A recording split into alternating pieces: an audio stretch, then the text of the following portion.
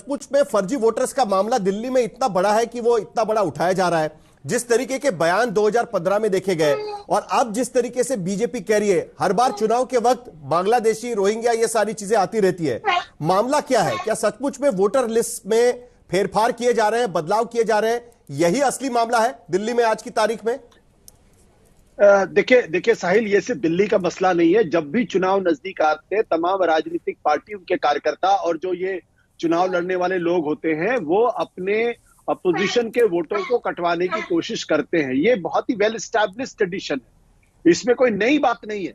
नई बात उसमें यह है कि जब एक तरफा वोटों की कटिंग होती है तब, और इसे मैं एक तरीके से साइंटिफिक रिगिंग भी कहता हूं। क्योंकि देखिए, एक चीज हमें समझना पड़ेगा, वो ये है कि कोई एक नागरिक को दूसरे का वोट कटवाने के लिए क्यों फॉर्म 7 भरना चाहिए? उसका मोटिव क्या हो सकता है? उसका इंटेंशन क्या हो सकता है? उसका इंटेंशन सीधी सी बात यह है कि वो किसी पार्टी से एसोसिएटेड होगा और उस पार्टी के एसोसिएशन की वजह से उसको मन में यह मन होगा कि ये व्यक्ति जिसका मैं वोट कटवाने जा रहा हूं, दरअसल ये उस पार्टी विशेष को वोट नहीं देगा। तो एक तरीके से आप समझ लीजिए कि दूसरे पार्टी के वोटरों को वोट पोलिंग बूथ पर जाए उससे पहले ही उसका नाम वहां से कटवा दे। तो ये एक स्थिति इसमें दिखाई पड़ती। अब दूसरा प्रश्न ये है कि इसमें इलेक्शन कमीशन जो है, फॉर्म 7 में क्यों इलेक्शन कमीशन इस बात को एंटरटेन करेगा कि कोई एक आदमी 5 लोगों के नाम दे रहा है या 10 लोगों के नाम दे रहा है या 250 लोगों के नाम दे रहा? ये तो, और क्यों दे रहा कि इसके पीछे उसकी मंशा क्या हो सकती है? उसके पीछे का कारण क्या हो सकता है? क्या इसका इन्वेस्टिगेशन नहीं होना चाहिए? इसका इन्वेस्टिगेशन होना चाहिए। क्या ऐसा तो नहीं आदमी जानबूझकर किसी को वोट कटवा रहा हो? और तीसरी चीज यह है कि वोटर लिस्ट से नाम बिना इलेक्शन कमीशन की मिली भगत से कट ही नहीं सकता है, क्योंकि फाइनल जो डिलीशन का काम है वो इलेक्शन कमीशन को करना है। जो लोकल बीएलओ होता है, उसको वो काम करना होता है। क्या बीएलओ ने जाके ये चेक किया कि जो 250 लोगों के नाम या 5 लोगों के नाम या 2000 लोगों के नाम डिलीट करने दिए गए, हर घर में जाके उसने इंक्वायर करने की कोशिश की है, आधार कार्ड देखने की कोशिश की है, मिलान करने की कोशिश की है?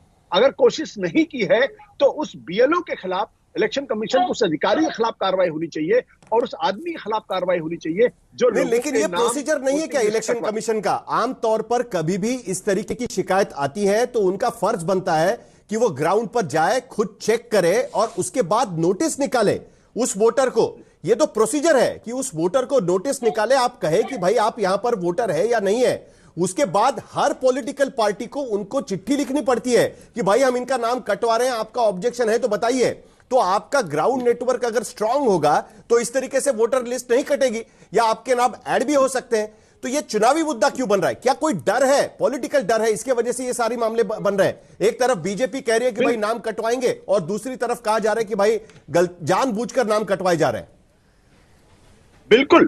अगर शाहदरा की कॉन्स्टिट्यूएंसी से कंप्लेन आ रही कि 11,000 लोगों के नाम कटवाए जा रहे हैं, तो ये बहुत सीरियस मैटर है। तो ये इन्वेस्टिगेशन का विषय है कि वो कौन सी पार्टी है जो इतने बड़ी संख्या में लोगों के नाम कटवा रही है, वो कौन से कार्यकर्ता है जो ये काम करवा रहे हैं, और उसमें कौन सा इलेक्शन कमीशन का ऑफिसर इन्वॉल्व है जो इस काम को अंजाम दे रहा है। तीनों के खिलाफ एफआईआर दर्ज होनी चाहिए और तीनों के खिलाफ कार्रवाई होनी चाहिए, इन्वेस्टिगेशन प्रॉपरली होनी चाहिए। बट मैं आपको दावे के साथ कह सकता हूं कि जब तक चुनाव दिल्ली का होगा तब तक इस पूरे मसले पर किसी तरीके की कोई कार्रवाई नहीं।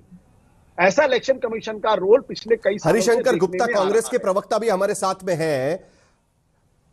हरिशंकर गुप्ता भी हमारे साथ में है। क्या आपकी भी कोई शिकायत है? देखिए, बीजेपी और आम आदमी पार्टी तो लड़ गए आपस में, उनका कहना है कि भाई नाम कटवाए जा रहे हैं। अच्छा, अभी नहीं है, चलिए हरिशंकर गुप्ता तो नहीं है हमारे पास, लेकिन एक बार देख लेते हैं कि भाई शिकायत में क्या कहा गया है। जो 29 अक्टूबर से अब तक कुल 22,649 वोटर्स के नाम काटने के निवेदन